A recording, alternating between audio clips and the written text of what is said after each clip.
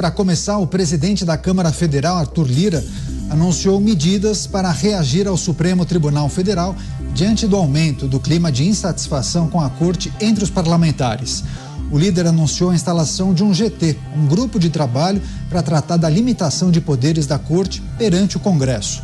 Em uma reunião com os líderes, ele também ventilou a possibilidade de dar andamento a várias CPIs para investigar decisões e ações consideradas arbitrárias ou abusivas dos ministros do STF.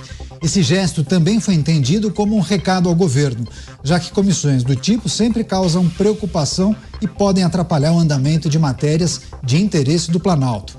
A tensão entre o Legislativo e o Judiciário, que já se estende por vários meses, aumentou nos últimos dias, com parlamentares se queixando da atuação da Corte, afirmando que os magistrados ultrapassam os limites e desrespeitam a autonomia dos poderes. Vamos então imediatamente a Brasília. José Maria Trindade com a gente vai trazer suas impressões acerca desse movimento de Arthur Lira. Zé, seja muito bem-vindo, uma ótima noite a você. O que é preciso considerar em relação a essas movimentações de Arthur Lira? O que está no horizonte?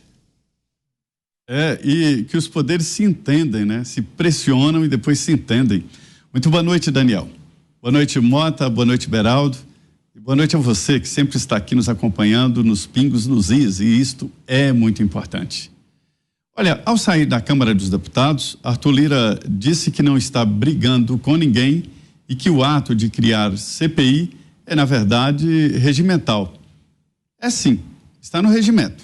Ele deve criar a CPI quando atingir aqueles critérios, pressupostos legais, de fato determinante, apresentar um requerimento com o orçamento, né, o custo da CPI, data de abertura e de entrega, o regimento prevê exatamente isso. Mas o presidente da Câmara dos Deputados vem assumindo poderes, inclusive, de abrir ou não uma CPI. Pelo regimento, 5 CPIs podem funcionar e foi o que autorizou Arthur Lira. E também ele deu aquela sinalização forte para o Supremo Tribunal Federal, autorizando criar CPI para investigar magistrados e, mais do que isso, diz que vai liberar 2 projetos aqui que são bastante polêmicos. Um deles é sobre o fim do foro privilegiado, né? O foro por prerrogativa de função, que leva deputados e senadores a serem julgados pelo Supremo. Tirando esse foro, eles começam a ser julgados lá na primeira instância. E aí tem tempo para se defender, para o crime prescrever, e os deputados e senadores ficarão livres desse julgo do Supremo, que antes não julgava e não condenava, e agora julga e condena. Então, esse clima está sendo desfeito. O presidente Lula colocou um basta, disse: eu não vou demitir o ministro Alexandre Padilha, né? E até, segundo ele, por teimosia não o despediria, mas criou uma rota alternativa. O presidente da Câmara, Arthur Lira, segundo me informaram, vai despachar e falar diretamente com o ministro Rui Costa, ministro-chefe da Casa Civil, que é uma espécie de primeiro-ministro disfarçado, porque ele despacha com outros ministros. Aliás, os outros ministros despacham com ele no Palácio do Planalto, né? Então, é até mais forte. Mas não é uma briga com Alexandre Padilha, mas compromissos assumidos e não cumpridos pelo governo, não é Alexandre Padilha. Não dá para trocar o presidente Lula, mas dá para mandar o recado de que está insatisfeito disparando contra um ministro. E aí o Arthur Lira se encontrou hoje com Rui Costa, conversaram, e também se encontrou com o ministro Alexandre de Moraes, que veio exatamente falar sobre esse clima entre Congresso Nacional e Supremo Tribunal Federal. Vários pontos em debate, inclusive sobre prerrogativas dos deputados e senadores. Mas a impressão que ficou depois dos dias tumultuados é de que eles vão se entender, viu, Daniel? Pois é, vamos chamar o Roberto Mota para trazer também suas impressões acerca dessa situação que envolve Poder Legislativo e Judiciário. Mota, seja bem-vindo, uma ótima noite a você. Criação de um grupo de trabalho na Câmara Federal para analisar decisões do Supremo Tribunal Federal e ainda a possibilidade de instalação de CPIs que não agradam ao governo federal porque acaba atrapalhando a tramitação normal e o rito das propostas que são analisadas pelos congressistas. E essa sinalização de Arthur Lira, que leitura é preciso fazer nesse momento, hein, Mota?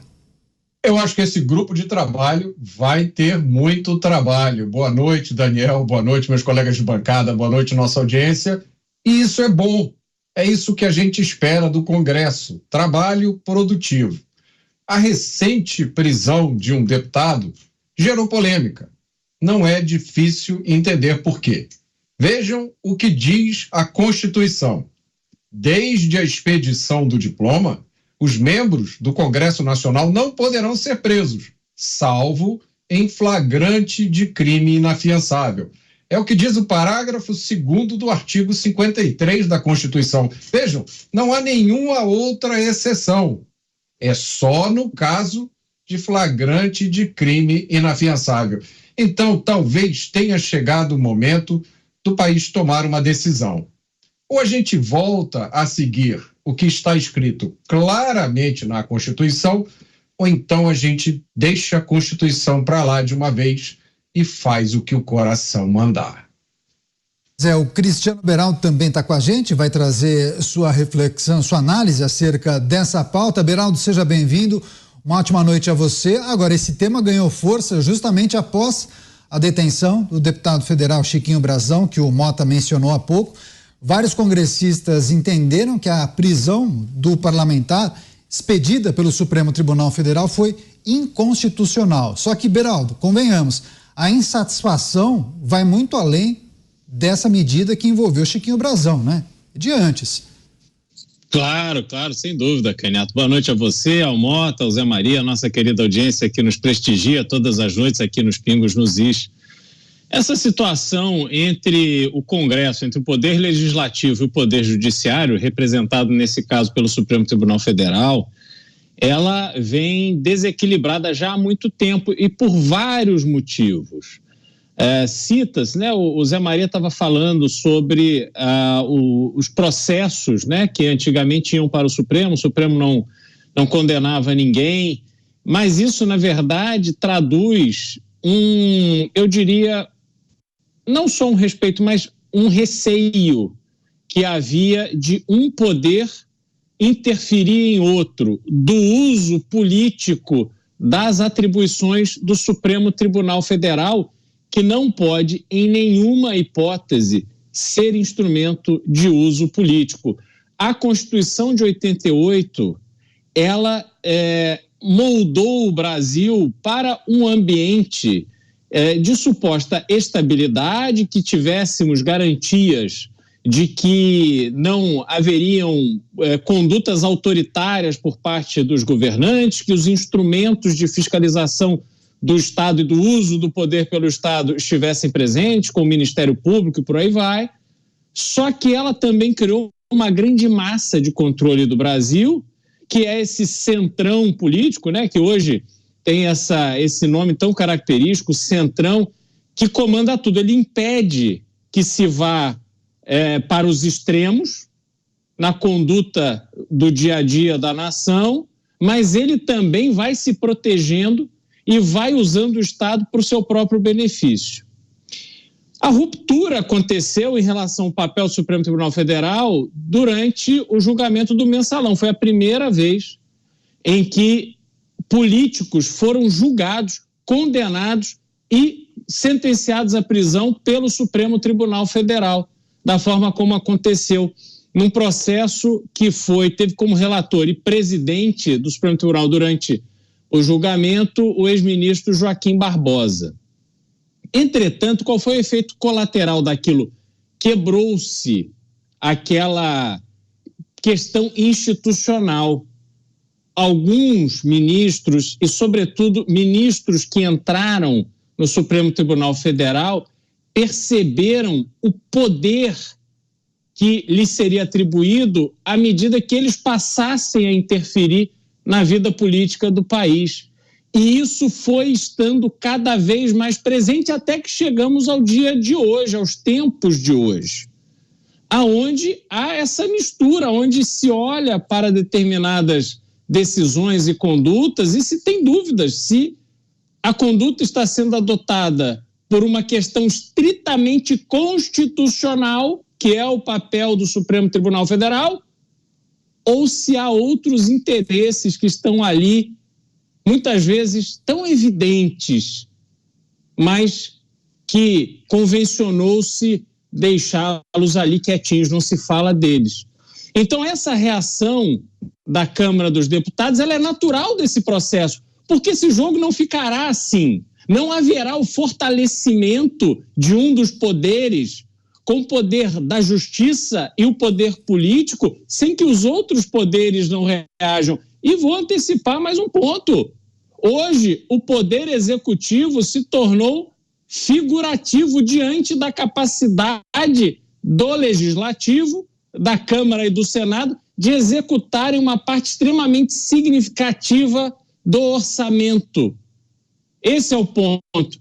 Há muito pouco dinheiro no Brasil que o Poder Executivo pode direcionar para os investimentos que ele busca, que ele acha que são importantes para a sua estratégia de administração do país. Entretanto, esse já minguado orçamento, ele tem uma parte muito grande que é executada pelos parlamentares sem nenhuma prioridade, sem nenhuma conexão com as coisas efetivamente urgentes do Brasil. Então, estamos num momento onde tudo está desorganizado e essa reação da Câmara, ela é o primeiro passo, mas a caminhada dessa bagunça será muito longa. Pois é, vou retomar com o José Maria Trindade. Zé, a gente precisa relembrar nossa audiência também que já houve crises e embates entre os poderes em outras situações. O Beraldo bem lembrou, na época da Lava Jato, nós vimos também uma situação parecida. Agora, quais acenos e movimentos precisam ser feitos para garantir a harmonia e a independência entre os poderes? É preciso lembrar também, né, Zé? Várias pautas e medidas estão em curso, sendo debatidas e analisadas, que podem gerar desapontamentos, brigas, acusações, um aponta o dedo para o outro e por aí vai. Marco legal, PEC das drogas, saidinha, veto, derrubada de veto, uma lista infindável, né, Zé? O mundo mudou aqui, a fila andou e os poderes estão diferentes. Antes, o Congresso Nacional, o Poder Legislativo e o próprio Supremo Tribunal Federal, eles orbitavam em torno do presidente da República, que exercia ali uma função até de apaziguar e de servir como interlocutor e assim por diante. Mas cada um andou de um lado. O Supremo se agigantou quando assumiu poderes, inclusive de julgar deputados e senadores sem a autorização do Congresso. Antigamente precisava, né? E não é na Constituição de 88 já tinha. Houve uma emenda acabando com a imunidade parlamentar, ficando 2 imunidades que o Supremo já julgou contra, que é a imunidade por voto e por expressão, por discursos, falas e algo mais, né? E o Congresso Nacional andou por outro lado. Viu ali um dinheiro solto, que era do PPA, o Plano Plurianual, e levou para o Congresso Nacional. Hoje os deputados e senadores têm 55 bilhões de reais para administrar. Com essa bolada toda, cada deputado ficou independente e não dá nem bolas para o partido político, para o que diz o presidente da República e assim por diante. E esta independência leva deputados e senadores a não votarem de acordo com o que pede o governo, ou que pede o partido. Um grande exemplo disso foi a votação recente de um projeto muito impopular, que é a recriação daquele seguro obrigatório, DPVAT. Muitos deputados me relataram aqui que tiveram dificuldades extremas nas bases eleitorais porque foram cobrados, que votaram um projeto impopular. E aí ele começa a pensar, mas por que eu vou votar esse projeto impopular se eu não preciso nem do governo nem nada? Só precisa convencimento. Então mudou a relação, é preciso convencer os partidos políticos e os deputados. Não tem mais aquela história de troca de emendas. As emendas são impositivas, obrigatórias. E mais, houve até na LDO um cronograma de liberação das emendas. E aí mudou totalmente a política. O Congresso está mais poderoso. E essas cotoveladas, Daniel, elas são necessárias para a democracia. Eu digo necessárias para o equilíbrio dos poderes. Quando a Constituição diz harmonia, independência entre poderes, não diz exatamente dependência e não diz exatamente letargia, né? É preciso lutar pela independência. O próprio texto constitucional obriga, não é sugere, obriga que todo chefe de poder defenda as suas prerrogativas, né? Então, hoje o Congresso está ainda muito acanhado na defesa das suas prerrogativas. Esta é a realidade. Mota, para garantir a harmonia e a independência entre os poderes, certamente alguém vai precisar ceder, né? Sem dúvida. A democracia não tem manual, não tem livrinho de instruções. Mesmo nas grandes democracias do mundo, como a democracia americana, vez por outra a gente vê situações de saia justa, né? Há pouco tempo aconteceu ali no Texas uma situação como essa, onde o governo estadual resolveu agir para impedir a entrada de imigrantes. O governo federal não gostou, o assunto foi para a Suprema Corte. O segredo não é segredo nenhum, Caniato. É o princípio da autocontenção. É quando o poder poderia entrar em determinado assunto, mas ele diz, não, melhor eu ficar fora, deixa que os outros poderes cuidam disso.